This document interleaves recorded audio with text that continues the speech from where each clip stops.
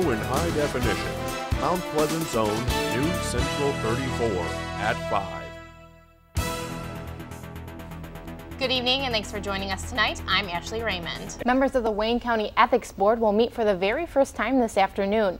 The board was created in response to scandals that rocked the county. Courthouses and government buildings in 30 Tennessee counties were evacuated yesterday after a wave of bomb threats. With high school football season set to kick off next week, a handful of local senior captains got a first-class ticket to Lions training camp to see just how dedication and hard work pays off. No surprise, every set of eyes was on one player. I was looking at Calvin Johnson. I didn't know he was really that big in person. He's huge. He's real huge. 6'5", he's every inch of it. Even though the high schoolers couldn't take their eye off Calvin Johnson, Stephon Logan told me there's still room in the huddle for the little guy. I'm like, man, why they always picking these tall guys, you know, to play on the football team or run deep and catch the deep balls? I mean, a short guy can do it too. Just give him a chance, let him see. Also Sunday morning, 51-year-old Keith Jackson was killed when his home on the west side of Detroit caught fire. All 6 numbers in Saturday night's Powerball drawing went unpicked, meaning the jackpot for Wednesday's drawing will be a new record.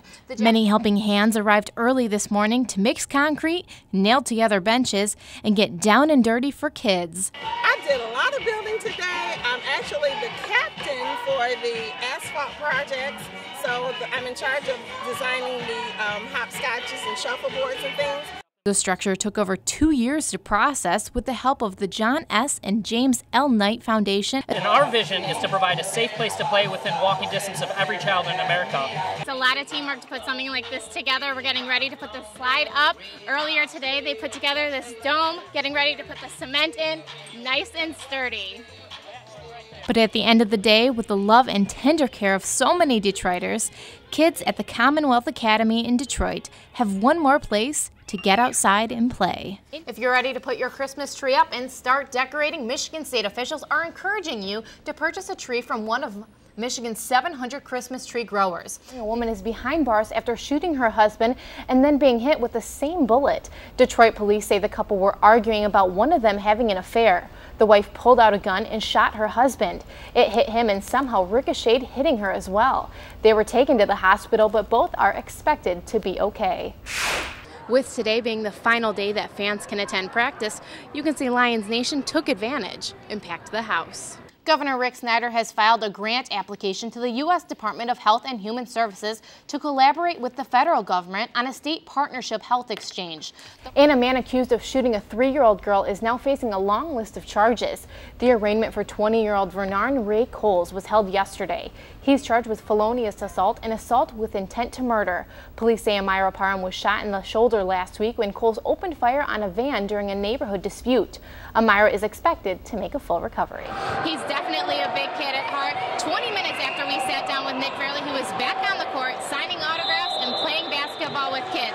It may take a while for his image to get back, but today was just the start. He told me he's really focusing on getting face-to-face with fans and being a role model kids not much younger than him need him to be. No, it doesn't get old, it's really what we live for and what we do, support the kids and have the kids behind us because, the kids are going to be our biggest fans. Meanwhile, a new national poll suggests most Americans support raising taxes on people that make more than $250,000 a year to avoid the fiscal cliff.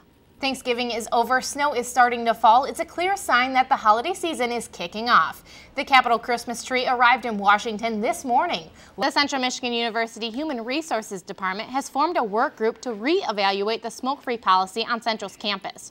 The current smoke policy formed back in 2008 forbids individuals from smoking within 25 feet of an entrance or exit, air duct, or window near any campus facility. With so many problems this off-season, today we had a chance to sit down with Jim Schwartz and talk to him about how he's going to keep his team focused heading into training camp. Our whole objective is to keep focus on what's important right now and not to get too far ahead of ourselves. But that's hard to do, especially since expectations are higher than ever for Lions Nation. I'm not saying that to shy away from expectations or set the bar low or anything like that, but there's still a lot of hurdles for all our players.